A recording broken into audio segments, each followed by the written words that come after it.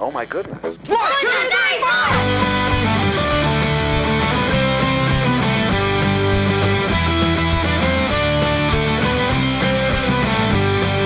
Señor Fancypants.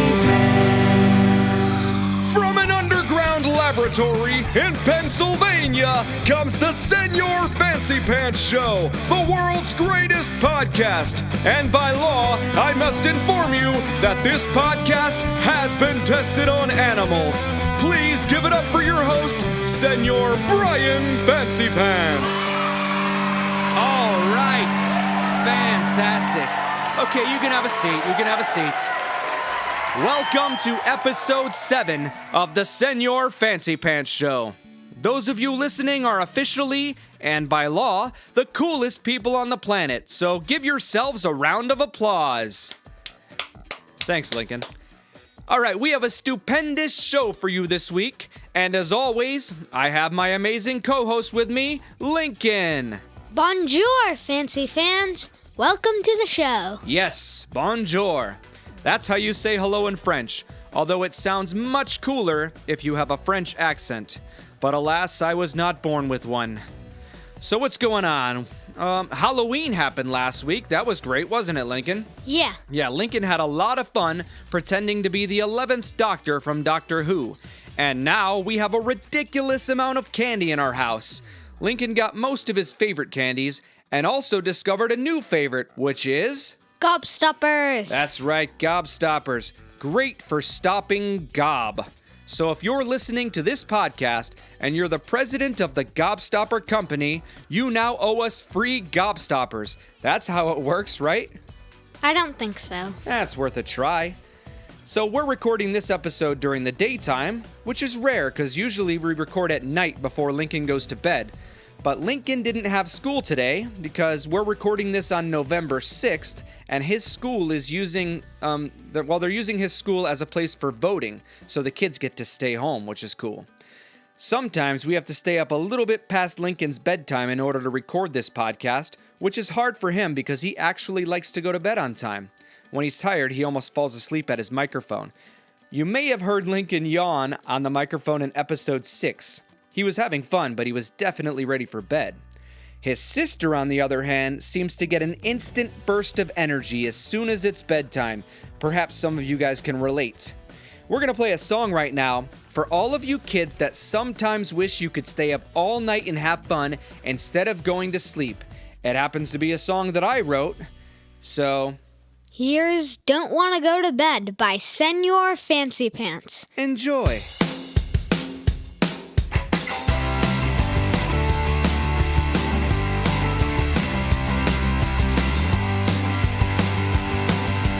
I don't think that I can go to sleep tonight. I think I've got too much energy tonight.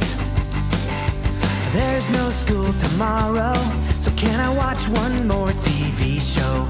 I promise I'll be good. Because I don't want to go to bed, I want to stay up all night long. So read me another book, and please sing me another song. I don't want to go to bed tonight. I don't think that I can go to sleep tonight. And I don't want to lie here counting sheep tonight. There's no school tomorrow, so can I play some more Nintendo? I promise I'll be good. Because I don't want to go to bed, I want to stay up all night long.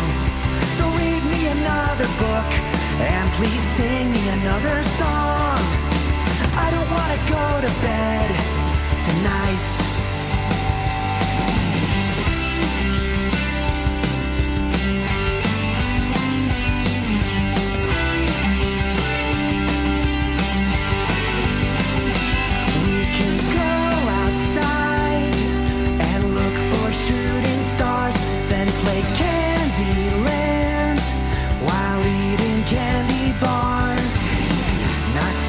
Close my eyes till I see the sunrise, in the morning I'll sleep in. Because I don't want to go to bed, I want to stay up all night long. So read me another book, and please sing me another song. I don't want to go to bed tonight.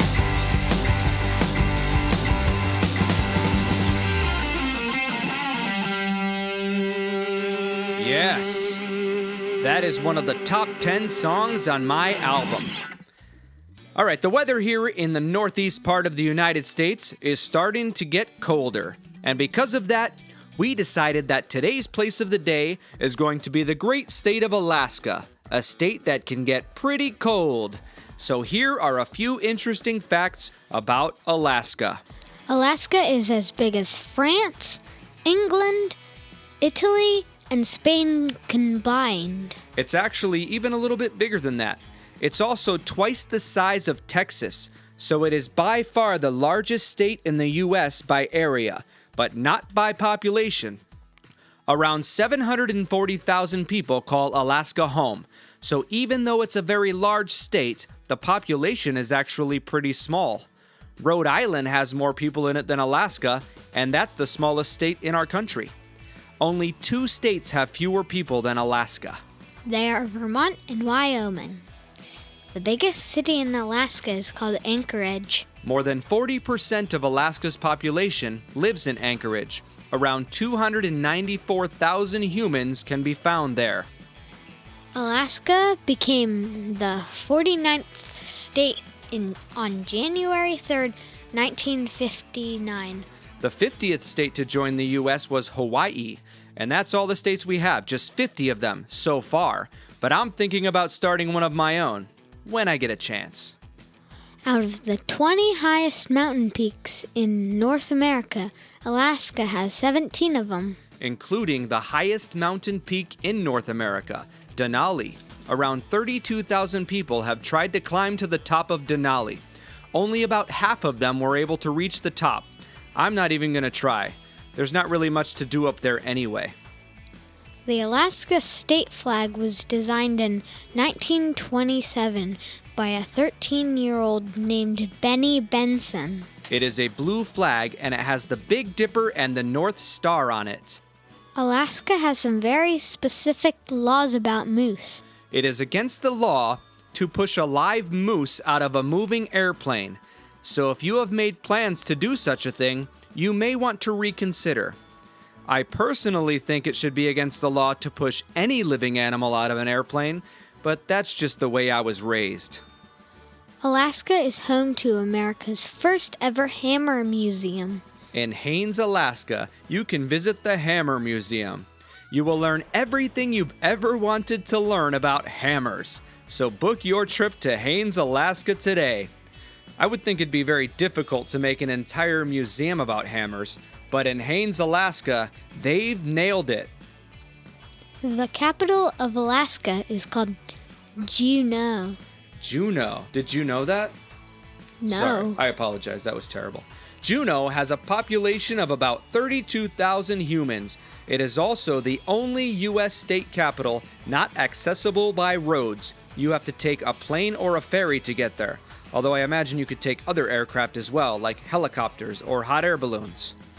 Alaska can get pretty cold. The lowest recorded temperature ever in the United States was negative 80 degrees Fahrenheit in Prospect Creek Camp, Alaska in 1971. That's about negative 62 Celsius for you listeners in the rest of the world. Alaska isn't always cold, though. Many parts of Alaska can get up to 80 degrees Fahrenheit or more in the summer. That's around 26 Celsius. In Alaska, there are more than 100 volcanoes. There are more volcanoes in Alaska than in any other state. Over 40 of them are classified as active volcanoes. Alaska is only about 55 miles from Russia. That's about 88.5 kilometers. Although technically, there are 2 islands in between Alaska and Russia called Little Diomede and Big Diomede. Russia owns Big Diomede, and the United States owns Little Diomede. Little Diomede has about 135 people living there, and Big Diomede has a population of 0. The islands are only about 2.5 miles apart, but yes, mainland Alaska and Russia are only about 55 miles apart. And here's one last random fact. Alaska is the only US state that can be typed using a single row of a standard keyboard. Now you know. So there you have it. That's just a small taste of what Alaska's all about, an appetizer if you will. If you'd like to learn more, you could always go to your local library and ask for a book about Alaska. It is a fascinating state. We've never been there, have we, Lincoln? No. But we would love to check it out someday. But now we're going to take a break and play an awesome song by my friend Ben Tatar. He's a music teacher / songwriter from the Chicago area, and this song comes from his album called Food. I'm a big fan of food, so I'm a big fan of this album. So here is Ben Tatar and the Tatar Tots with the Chocolate Milk Song.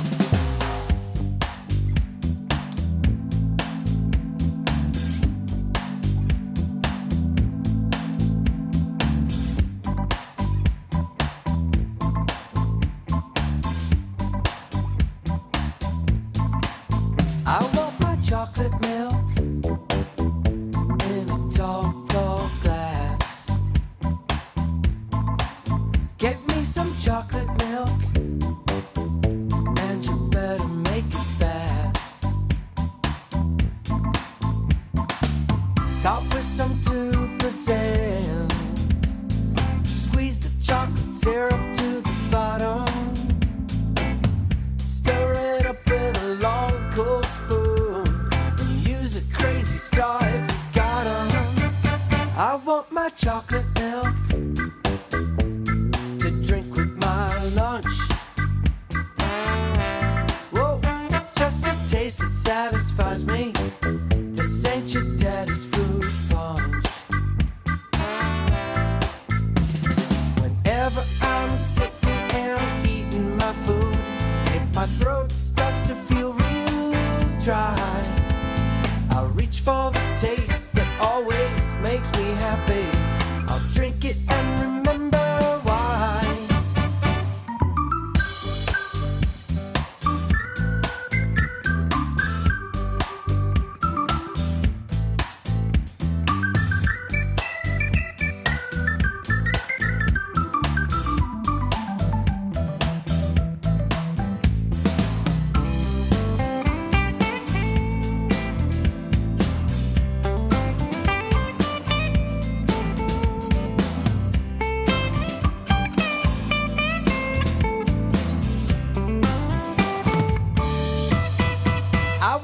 Chocolate milk, the place is here, the time is now. Oh. So many ways I love it. Can we count the reasons how? Oh. One for the smile it brings to my face. Two for the cool, cool chocolatey taste. Three for the frozen glass I hold in my hand. For don't you understand? I want my chocolate milk. Give me that chocolate milk. I want my chocolate milk. Give it to me right here. Oh, I want my chocolate milk. Yeah, give me that chocolate milk. I want my chocolate milk. Give it to me right here. Oh.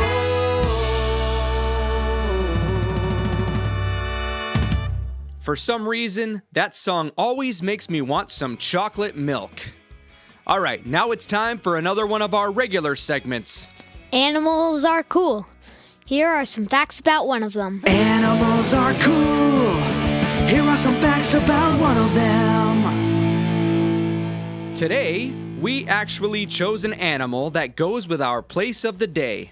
You will find this animal in parts of Alaska and other places around the Arctic region of the world, places like Canada, Russia, Greenland, and Norway.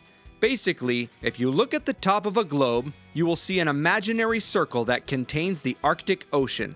This is the area where you can find our animal of the day, which is the Polar bear. That's right, polar bears are cool. Here are some facts about them. Polar bears are the largest carnivores on land. Carnivores, of course, are animals that get all of their nutrition from eating meat. Polar bears eat mostly seals.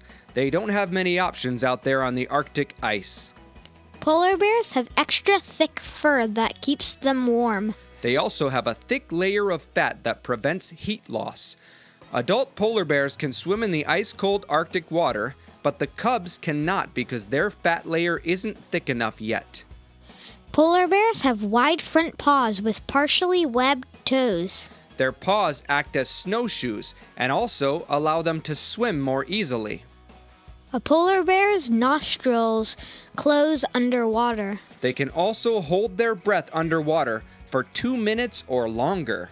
Polar bears are marine animals. Because they spend most of their lives living on the sea ice of the Arctic Ocean, and they rely on the ocean for their food, polar bears are the only type of bears that are considered marine animals.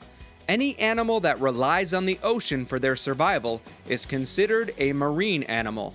They have a remarkable sense of smell. Polar bears can smell a seal 3 feet below the ice, even from a kilometer away, which is a little over half a mile. If a seal is on the ice, a polar bear can smell it from 20 miles away, or 32 kilometers. That's a pretty good nose. So if you're a seal trying to hide from a polar bear, good luck. Maybe try wearing some cologne or perfume. That's just a tip for our seal listeners out there. Polar bears are fast. They can run 25 miles per hour, or about 40 kilometers per hour. There aren't very many humans that can outrun a polar bear, so if a polar bear challenges you to a race, you might want to politely decline. It's not worth your time. Polar bear skin is jet black. And their fur is transparent, which basically means see-through. So even though a polar bear looks white, their hairs are colorless and hollow. Their fur appears white when it's reflecting sunlight.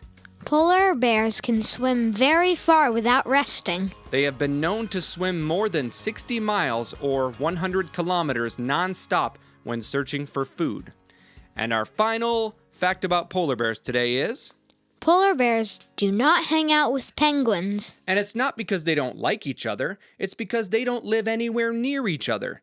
You might see polar bears and penguins together in Coca-Cola commercials or on Christmas decorations, but polar bears live in the Arctic near the North Pole, and penguins live on Antarctica near the South Pole. Polar bears swimming in the Arctic Ocean.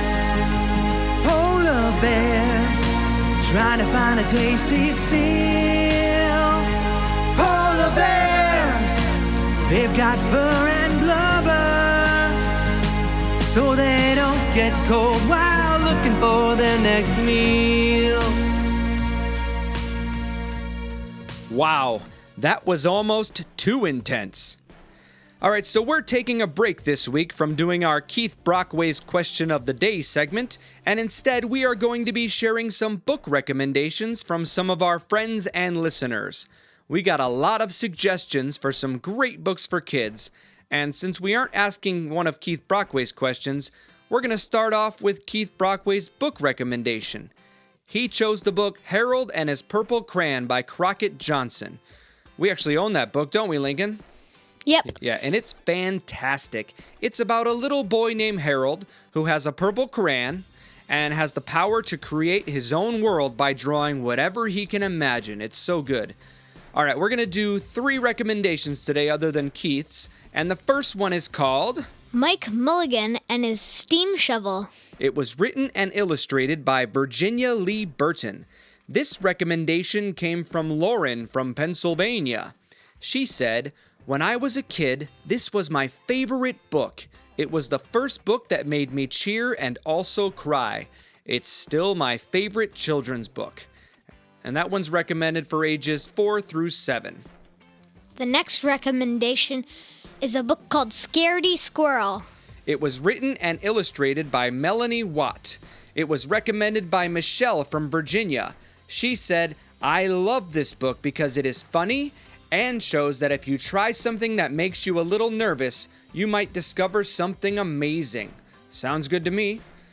It appears that there are a whole series of the Scaredy Squirrel books. Have you heard of these, Lincoln? Yep.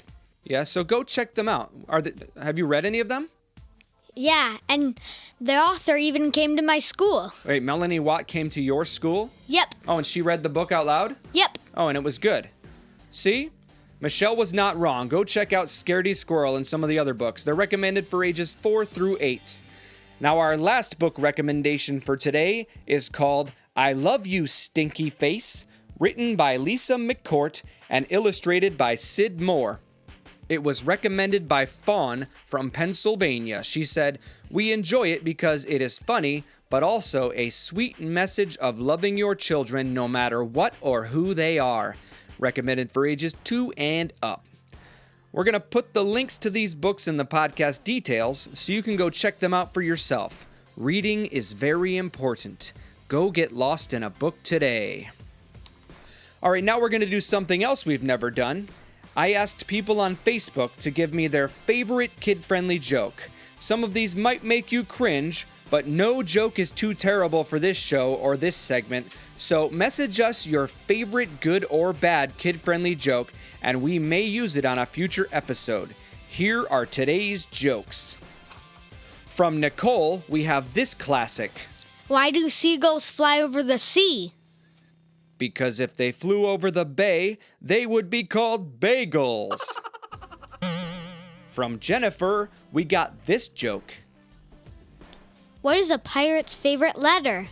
You'd think it'd be an R, but their first love be the C. That joke is gold, and so is my pirate impression. Now here's one from our friend Brett. What's the difference between roast beef and pea soup? Anyone can roast beef, but no one can pea soup. Wow, I knew it wouldn't take long before the toilet humor showed up. And our final joke today comes from a gentleman named Corey from Rome, New York, and it goes a little something like this. Why do ducks have tail feathers? So they can cover their butt quacks. Incredible. That one was a bit more cerebral, so if you don't get it, make sure you ask someone. And now we're coming to the end of today's show. We hope you enjoyed hanging out with us. We certainly enjoyed hanging out with you. And as usual, there will be some links in the podcast details where you can find some of the music and books and all the other stuff we talked about today. So please tell all of your friends to check out the show. And before we go, though, Lincoln, it's been a long time since we talked about the Harry Potter Lego minifigures that we've been collecting. And why is that? Because we keep getting duplicates. That's right. We keep getting duplicates of ones we already have. So it's been weeks since we got one that we didn't have. But today, we actually got a new one. Which one was it? Draco Malfoy. Draco Malfoy. So there you go. Now, how many do we have, Lincoln? 11. 11 Harry Potter Lego minifigures, and I believe that's half of them, right? I think there's 22. So we're going to keep trying, but seriously, we keep getting doubles. We're going to have to give some of these away. But right now, we're going to close out the show, but we're going to be back again in about a fortnight, so don't you worry. But we've got a song from my ridiculously talented friend, Lucy Kalantari, who is the leader of her band, Lucy Kalantari and the Jazz Cats. They just released an album this year called All the Sounds, and it is unbelievably great. Every song is awesome, but I let Lincoln decide which song we're going to play today, and it's called I Know a Little Fellow. And this song is extra special because it features Lucy's 5-year-old son on the cello. So make sure you go listen to the rest of the album, but for now, enjoy I Know a Little Fellow by Lucy Kalantari and the Jazz Cats. I know a little fellow when he plays a little cello. He plays that cello like a big, big fellow. When he plucks and he bows all the tunes that he knows.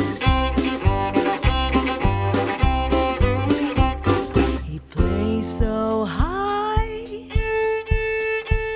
he plays so low. Lissando, tremolo. All around the fingerboard. I know a little fellow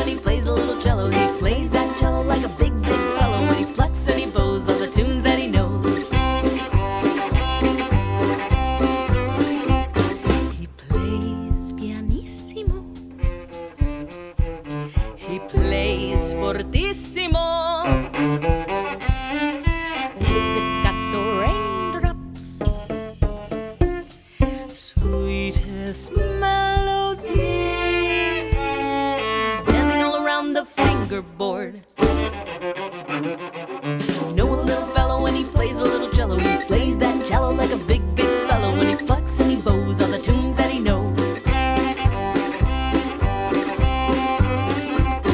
Scales! Arpeggios! Improvise! Whoa! I know a little fellow when he plays a little cello. He plays that